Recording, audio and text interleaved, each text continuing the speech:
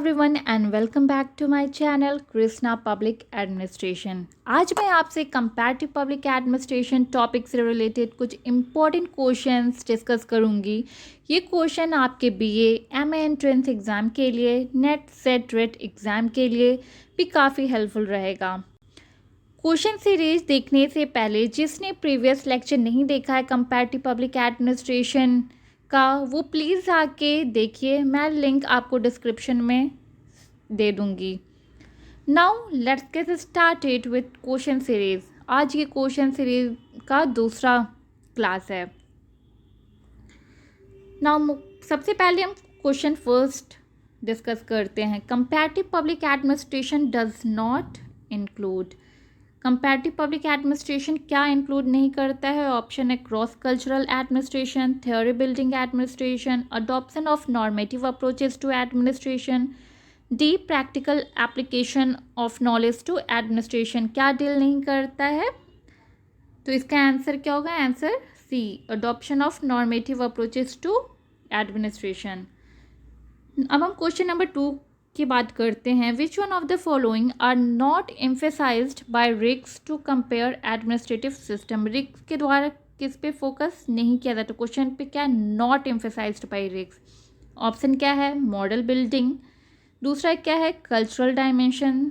सी, ecological perspective. D, structural functional approach. Riggs किस पे focus नहीं करते हैं? कल्चरल डायमेंशन पे। रिक्स मॉडल की भी बात करते हैं, इकोलॉजिकल पर्सपेक्टिव पे भी डिस्कस करते हैं और स्ट्रक्चर फंक्शनल अप्रोच पे भी बात करते हैं। Now moving to a third question. और थर्ड क्वेश्चन क्या है? The prismatic sala model develop by Riggs aims at studying. क्या बोल रहा है कि जो प्रिस्मेटिक सला मॉडल है वो किस पे फोकस करता है? ऑप्शन ए है administration in developed countries, administration in primitive societies, option C administration in post industrial societies, and option D administration in developing country. Prismatic sala model किस पे focus करता है? Administration in developing country. Answer D.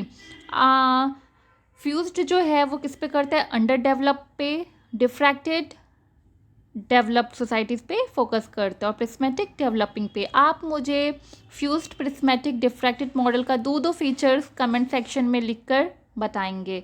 मैंने ये topic बहुत अच्छे से previous lecture में डिस्कस किया है। Now question number 4 is a new comparative public administration concept was given by. जो कॉन्सेप्ट है a new comparative public administration वो किसने दिया है? ए, कीथ एंडरसन ने, बी, रिक्स ने, रिचर्ड गेबल ने, या फिर बोथ ए एंड बी।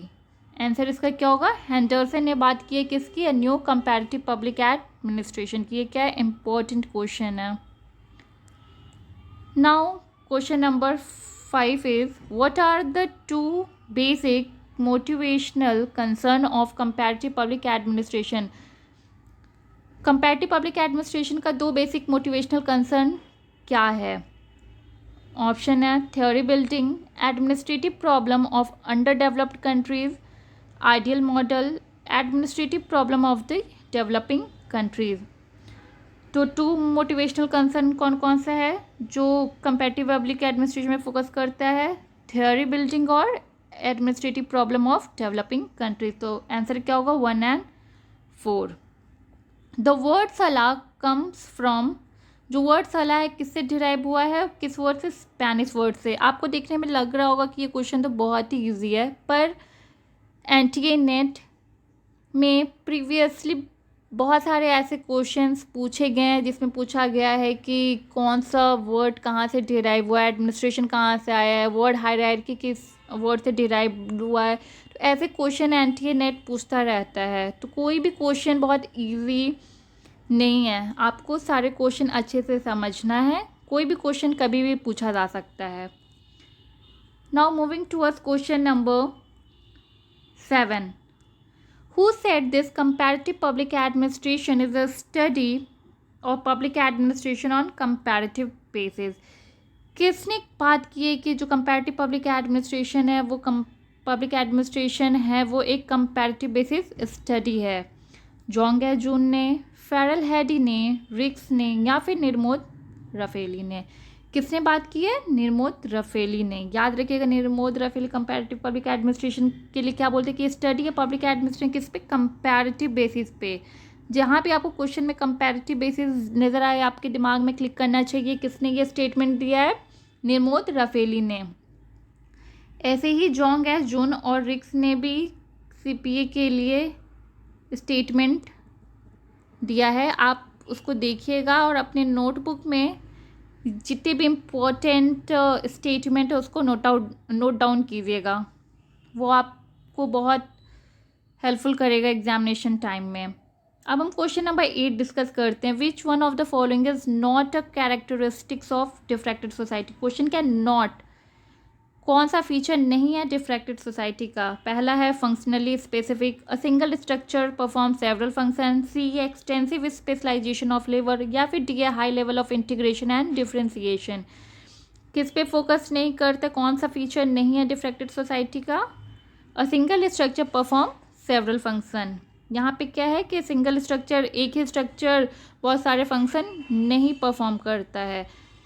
ये आंसर होगा। आप मुझे कमेंट करके बताएंगे कि ये जो है किस सोसाइटी में बात की है कि जो एक ही स्ट्रक्चर बहुत सारे फंक्शन परफॉर्म करता है।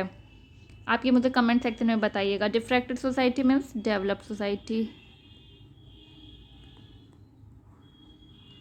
अब हम क्वेश्चन नंबर 9 की बात करते हैं। Who said this comparative public administration is the generalised और global framework of thinking about administrative problem? ये स्टेटमेंट किसने दिया है? Option A Ferrel Heady, option B fuel, option C Riggs, या ऑप्शन डी लॉ पोलम्बरा।